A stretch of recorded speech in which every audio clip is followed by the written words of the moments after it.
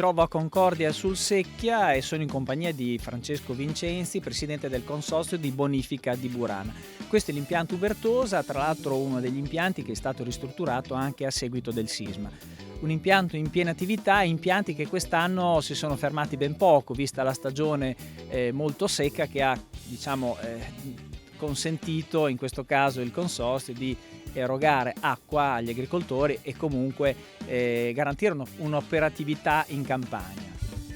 Sì, un'attività che non si è mai fermata, anzi è partita in anticipo, siamo partiti prima del 9 di marzo con i prelievi dal fiume Po per garantire appunto un'acqua, un'agricoltura che era già in sofferenza. Siamo ancora oggi parlando di oltre 80-90 giorni senza una pioggia, e piogge importanti che servono alla nostra agricoltura. Quindi come consorzio di bonifica ci siamo attivati immediatamente, in particolare per servire quelle culture di pregio che caratterizzano il nostro territorio. Se pensiamo ai meloni, se pensiamo alle pere, se pensiamo a tutte quelle culture che hanno fatto ricco il nostro territorio dal punto di vista agroalimentare, se non ci fosse l'acqua e se non l'avessimo distribuita in modo così celere, molto probabilmente oltre i danni causati dal coronavirus avremo anche danni all'economia causati dalla mancata produzione. Ecco Presidente, noi ci eravamo lasciati qualche mese fa in un'escursione che abbiamo fatto sul Po, una situazione che di fatto non è molto cambiata in termini di comunque livello delle acque del Po che scarse piogge, scarsi nevamento, di fatto il livello è sempre stato molto basso. Ecco, se continuerà in questo modo, cosa può succedere in un'estate che si presuppone possa essere molto calda come gli anni scorsi e quindi con esigenze irrigue importanti? Ad oggi siamo ancora al di poco di sotto di una media stagionale delle portate del nostro fiume principale, che è il fiume Po. Quello che noi ci auspichiamo è che nei prossimi giorni ci sia un aumento, in quanto sicuramente lo scioglimento di quel poco manto nevoso che abbiamo nelle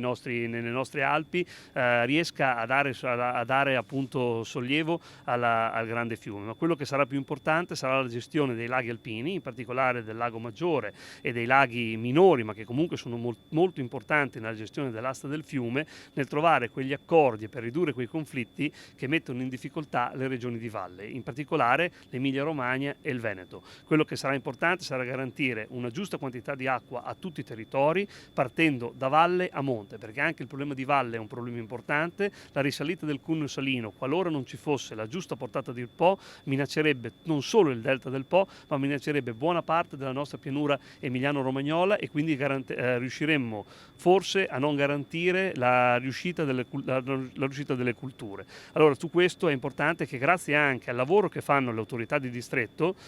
con delle cabine di regia che vengono istituite in anticipo rispetto al passato, per cercare di trovare quegli accordi per distribuire nel miglior modo possibile i prelievi nell'asta del Po, riducendo appunto quei conflitti che nel tempo hanno caratterizzato i prelievi dell'asta del Po. Ricordo a tutti che sul Po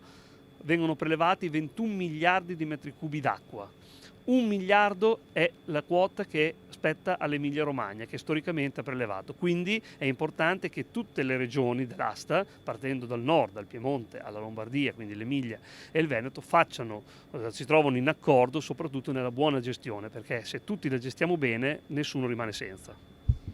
Ecco Presidente, a proposito di buona gestione, alle nostre spalle c'è un mezzo che sta facendo manutenzione negli argini. Ecco, un'attività che è quella della bonifica è anche quella di tenere sempre una pulizia lungo gli argini, perché il deflusso delle acque deve essere garantito in ogni situazione. Il lavoro della bonifica è un servizio pubblico essenziale, è per questo che come protezione civile, ma anche come Paese, viene riconosciuto ai consorzi di bonifica un ruolo importante che è sì per un'agricoltura, per un'economia del territorio per quanto riguarda la distribuzione dell'acqua irrigua, ma altresì importante, anzi direi molto più importante, per garantire la sicurezza dei territori. La sicurezza dei territori è garantita sì da delle grandi opere idrauliche che permettono lo scolo delle nostre acque, ma soprattutto da una straordinaria azione di manutenzione ordinaria che quotidianamente il Consorzio di Bonifica di Burana, e con i suoi mezzi e con i suoi dipendenti e con le sue maestranze eccezionali, garantiscono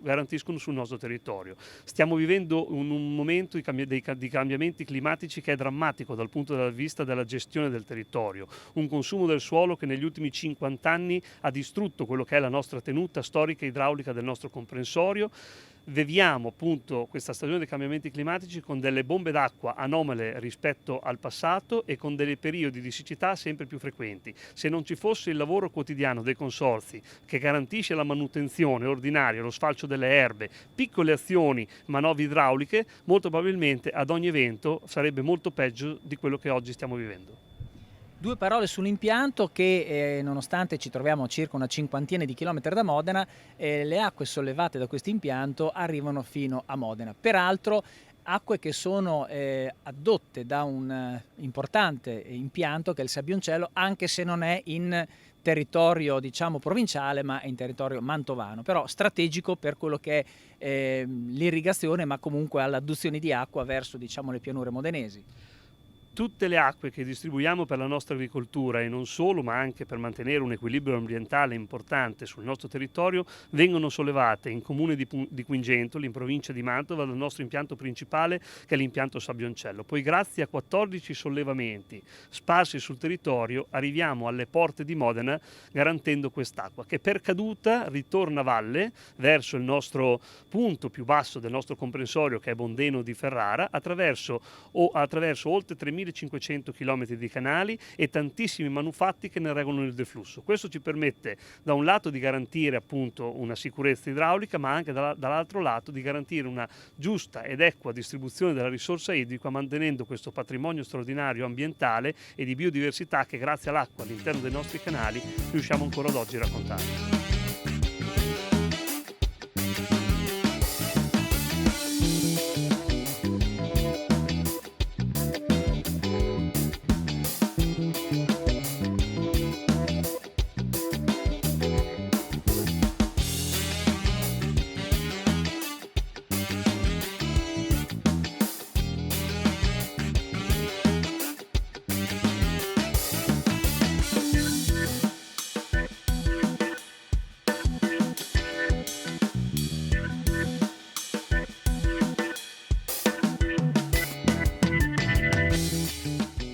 Presidente, quest'anno causa Covid sono rimandate insomma quelle che sono le manifestazioni che normalmente vengono fatte in questo periodo per fare vedere anche alla cittadinanza quali sono le opere di bonifica e soprattutto cosa fa. Quindi è rimandato tutto? Sì, è stato rimandato tutto alla prima settimana di settembre, è una cosa che è stata obbligata, scelta obbligata, che però